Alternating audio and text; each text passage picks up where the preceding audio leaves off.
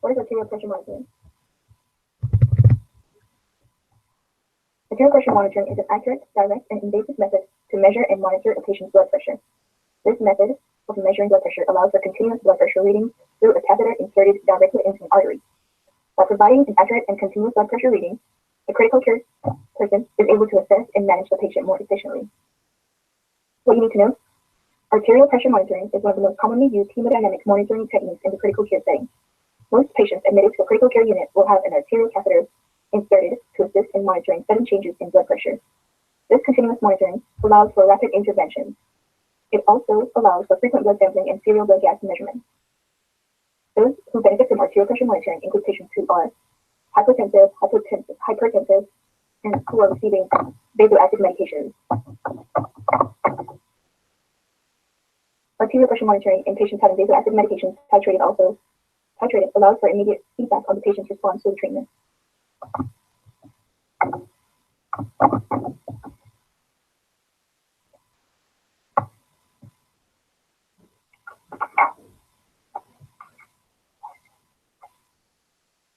Patients who are undergoing or recovering from major surgeries, including vascular, thoracic, abdominal, or neurologic procedures. Patients who require frequent arterial blood gas monitoring also benefit from arterial pressure monitoring. Once the patient has been identified as a candidate for arterial pressure monitoring, the nurse will need to collect the following appropriate equipment and supplies: catheter, pressurized fluid system, flush bag, pressure tubing and pressure device, transducer, monitoring cable, and monitor. A physician usually places an arterial catheter, but sometimes other qualified healthcare professionals may insert an arterial catheter. Be sure to check institutional policy and procedures. For every unstable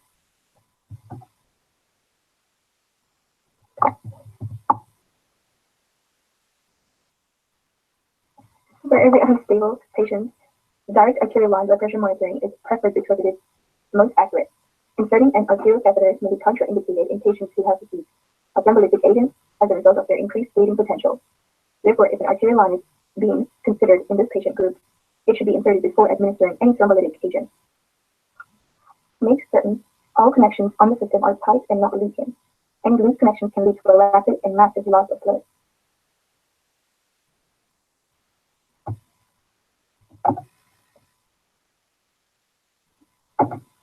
The arterial catheter is a short catheter inserted into an accessible artery such as the radial, brachial, axillary, femoral, or pedal. The most often used site is the radial artery, unless the radial pulse is not palpable. Before inserting a catheter into the radial artery, it is important to determine ulnar artery patency. Determining ulnar artery patency assists in concluding whether blood flow from the radial artery is obstructed. If obstructed, collateral blood will then flow into the hand via the ulnar artery. Ulnar artery patency is easy to assess by performing the Allen's test. The Allen's test is made up of 3 steps. The blood pressure, first artery, raise the patient's hand and ask him or her to make a fist. You close the patient's radial and ulnar arteries by applying pressure over the site. You observe for blanching or paleness. You release the pressure on the ulnar artery. Lower the patient's hand and ask the patient to unclench the fist. Observe for the return of color. A positive Allen's test is when a prompt, usually within 6 seconds, return of color occurs in the hand as a result of blood being delivered via the ulnar artery. The test is repeated with the radial artery to test its patency. If both vessels are patent, the radial artery can then be used for catheter insertion. A negative Allen's test is when pallor persists longer than 5 to 10 seconds in the hand after the pressure on the ulnar artery has been released. If the Allen's test is negative, the radial artery should not be used for cannulation. Numerous advantages and disadvantages are considered when determining the arterial site of choice for inserting an arterial catheter.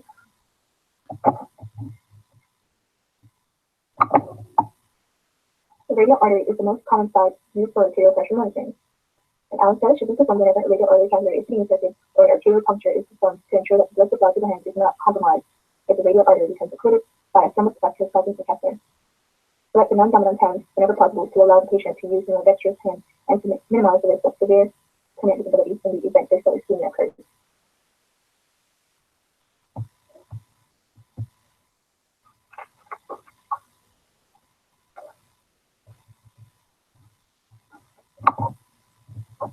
Advantages of the radial artery: easy to access, easy to identify, easy to insert catheter when compared with other sites, easy to assess and document distal circulation, low distal vascular insufficiency, minimal immobilization of site, more comfortable than other sites. Disadvantages for the radial: possible nerve injury from insertion trauma, causing hematoma formation. Small gauge catheter causing predisposition to overshoot artifacts. Small gauge catheter causing predisposition to overshoot artifacts. Thrombus formation high with prolonged use.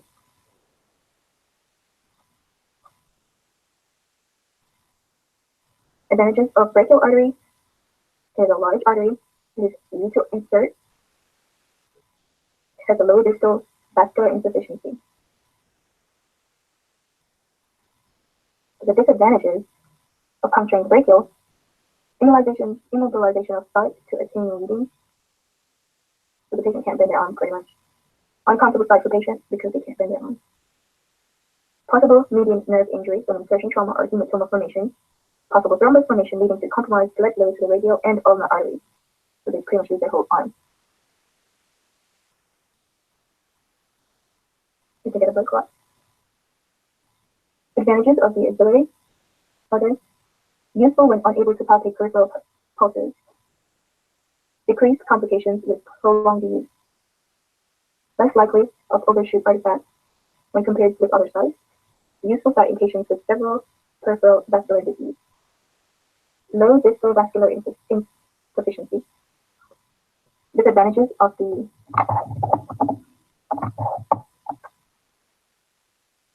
axillary artery: predisposition to neurologic complications when hematoma is present, difficult insertion, possible cerebral air or clot embolism during blood sampling or flushing of the system.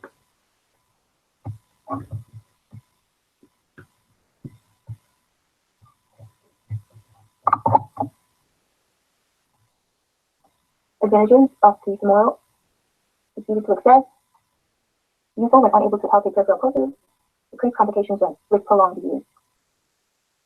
Disadvantages of femoral artery: immobilized sites to attain readings, catheter insertion may be difficult in presence of atherosclerotic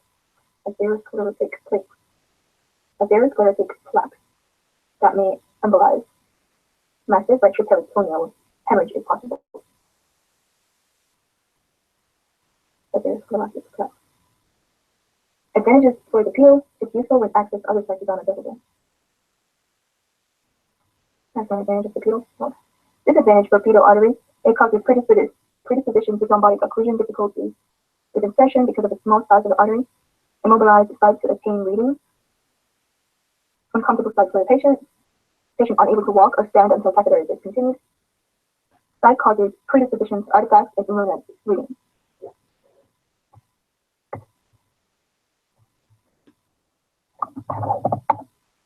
Before inserting an arterial catheter, you should obtain informed consent. Once the catheter has been inserted into the pressurized system, you should place the dressing over the site and change the dressing as warranted, or according to institutional policy and procedures.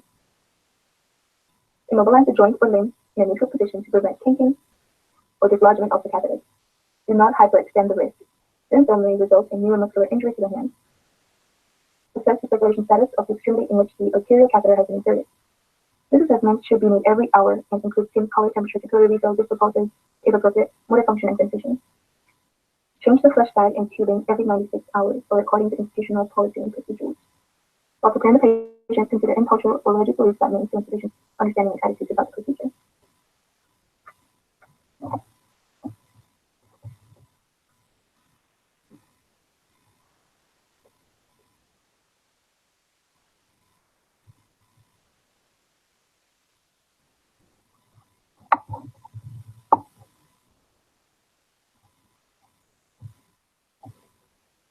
After discontinuing and removing the arterial catheter, apply and maintain firm direct pressure for 5 to 10 minutes to ensure adequate clot formation over the puncture site. Patients with coagulopathies may require a longer time of firm direct pressure. Complications that might occur from catheterization and arterial pressure monitoring include infection, hemorrhage, development of a clot on the tip of the catheter, embolism, clot embolism or ear embolism, and decreased distal blood flow to the extremity involved.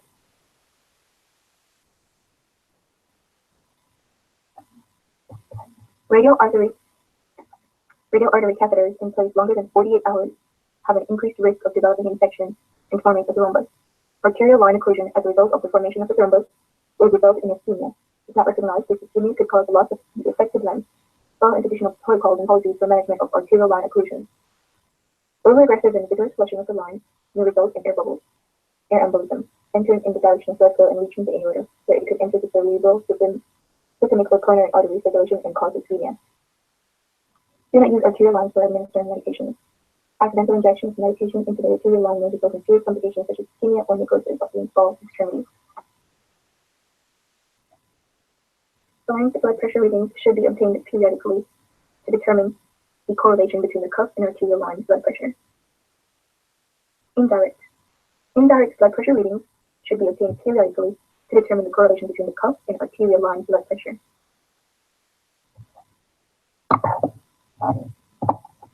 Arterial catheters. A. Monitors sudden changes in blood pressure. B. Allow frequent blood sampling. Or C. Are used to administer medications. Arterial catheters are used to monitor sudden changes in blood pressure. The arterial catheter is a short catheter most often inserted into the radial axillary or pedal artery. Radial artery. If the Allen's test is positive or negative, the radial artery should not be used for cannulation. Negative. If it's negative, do not use the radial artery.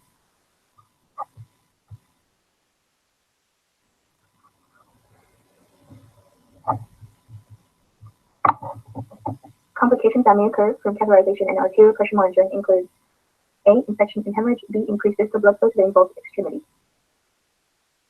Infection and hemorrhage. What is an arterial pressure waveform? An arterial pressure waveform will be displayed once the arterial catheter is inserted and connected to the pressurized fluid system, transducer, and monitor. The arterial pressure waveform is a graphic display of a patient's invasive blood pressure reading. The waveform should have a rapid steep ascent, followed by a gradual, prolonged descent. Descent. The arterial waveform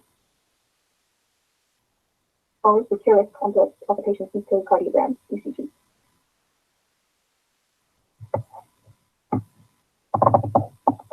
The normal systolic pressure reading of an arterial line is 90 to 140 millimeters of mercury. However, arterial pressure readings will depend on the normal of the patient and any underlying disease processes. The further the catheter is from the aorta, the higher the systolic pressure.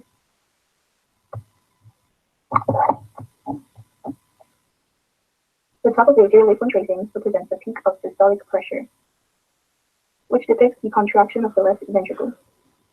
Next, the waveform begins to drop. A slight increase of stroke is then observed in the waveform, which is known as the dichotic notch, and depicts the closure of the aortic valve and retrograde blood flow. Last, the waveform continues to diminish or drop, which depicts the opening of the aortic valve and its lowest pressure in the arterial system, and is known as the end diastolic pressure. The dichotic notch is a cardiac cycle, a reference point, representing the end of the systolic phase and the beginning of the diastolic phase.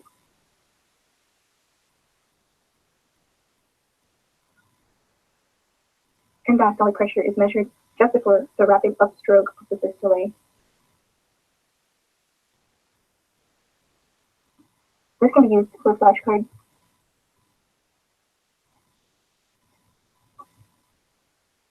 The top of the arterial waveform tracing represents the peak of the systolic pressure, which depicts the contraction of the left ventricle.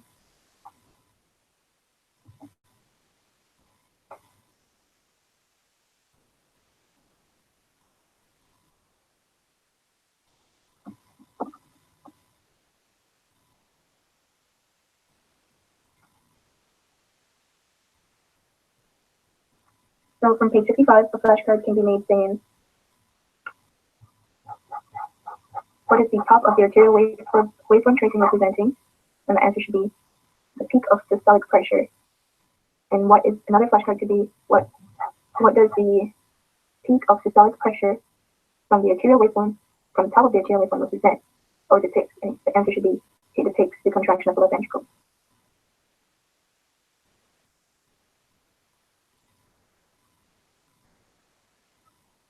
Another flashcard could be, after the top of the arterial waveform, what is the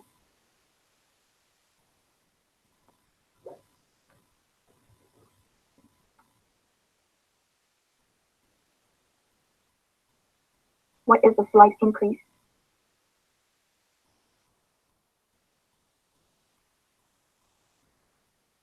also known as after the top of the arterial waveform, the waveform begins to drop. A slight increase or upstroke observed is also called, and the answer should be the dichotic notch. And what does the dichotic notch depict? Should be another flashcard. And that should be, it depicts the closure of the aortic valve and retrograde blood flow.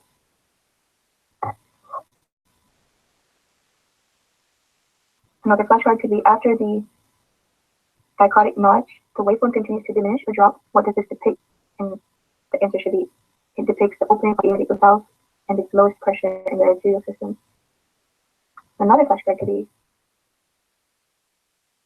what does the opening of the aortic valve and the lowest pressure in the arterial system, also known as, and then the answer should be in diastolic pressure.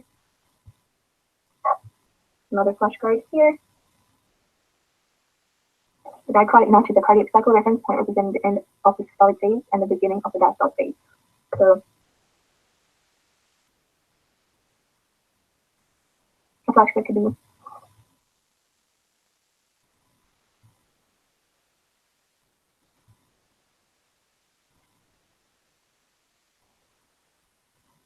what depicts or represents the end of the systolic phase and the beginning of the diastolic phase from the arterial waveform, and then the answer would be the dichotic notch. It's a cardiac cycle reference point that represents end of systolic phase and beginning of diastolic phase. And another flashcard here.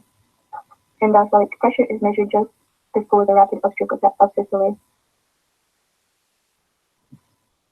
So that's 2, 3, 4,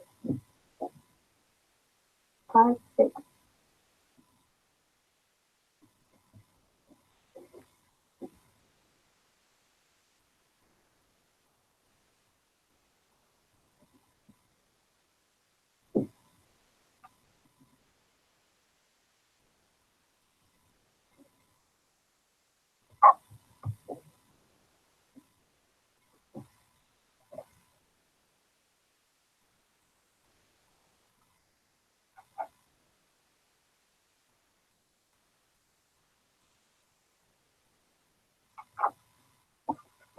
Once the arterial line is placed and continuous monitoring is implemented, you are responsible for monitoring the patient and arterial waveform and making the appropriate assessments and clinical decisions.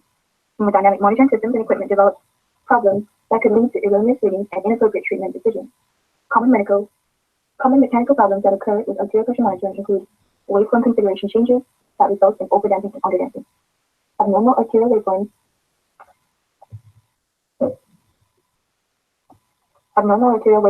and readings can result in erroneous measurements. Treatments based on erroneous measurements may result in adverse outcomes.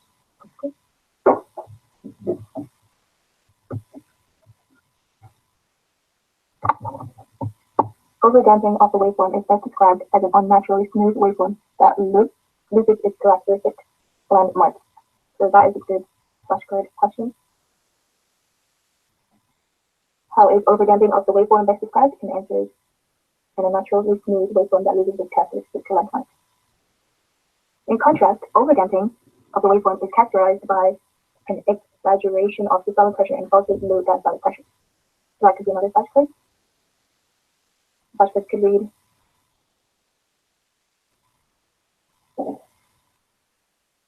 you can actually make two flashcards for this one. Falsely low diastolic pressure is shown as what type of waveform? And then the answer would be underdamped waveform. And then another flashcard could be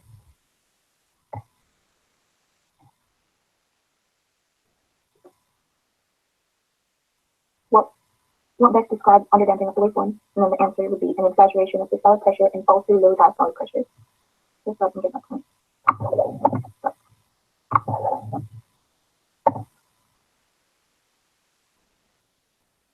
Both monitoring problems are due to various patient conditions or system problems, and each possess different troubleshooting actions as described in the table on the following page. Okay, so this is important to make a flashcard from. The terms catheter sling and catheter width actually refer to underdamped waveform. So the flashcard would be what two terms refer to underdamped waveform, and then the answer would be catheter sling and catheter width. Or it could be which waveform does catheter sling and catheter with preferences, and the answer would be under damped waveform. So that's 1, 2, 3, 1, 2, 3, 4, 5, 4.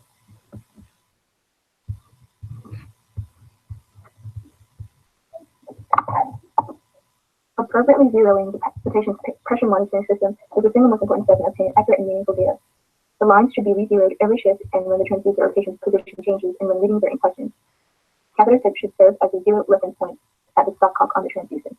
That's a good question. What should serve as the zero reference point at the stopcock on the transducer? And then the answer would be the catheter tip.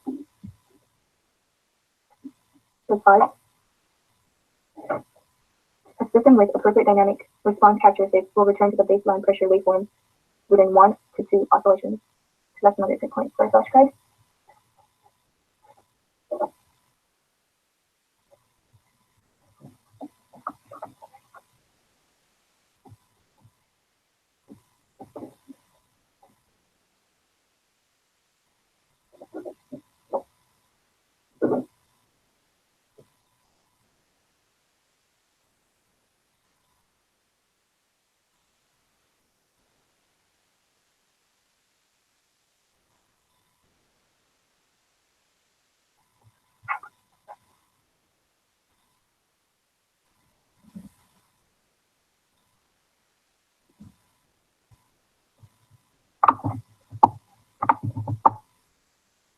Overdamping can be caused from air bubbles in the system, additional stopcocks, catheter kink, tubing kink, blood on the transducer, and clot in the catheter,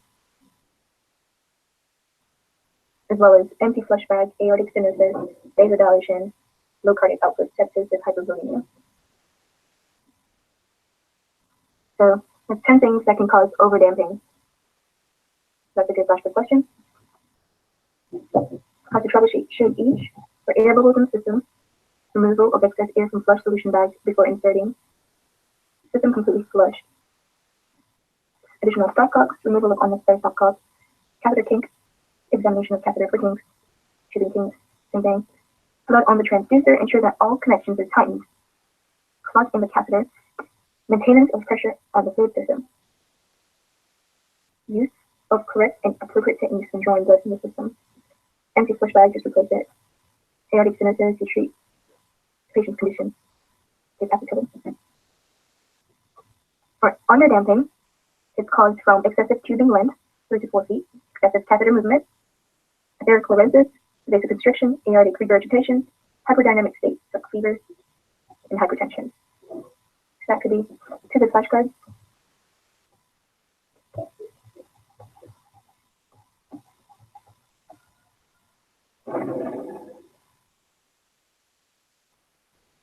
Maybe you can come up with a mnemonic for this, for a flashcard in this, overdamping and underdamping.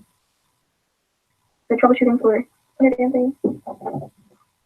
Use of short, appropriate lengths of tubing, verification of optimal monitoring, with performance of fast flush, square wave test, immobilization and stabilization of catheter site to prevent excessive movement,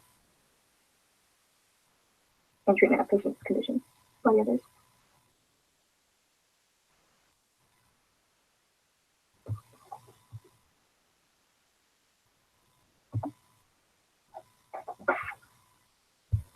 Okay, so that was chapter 4.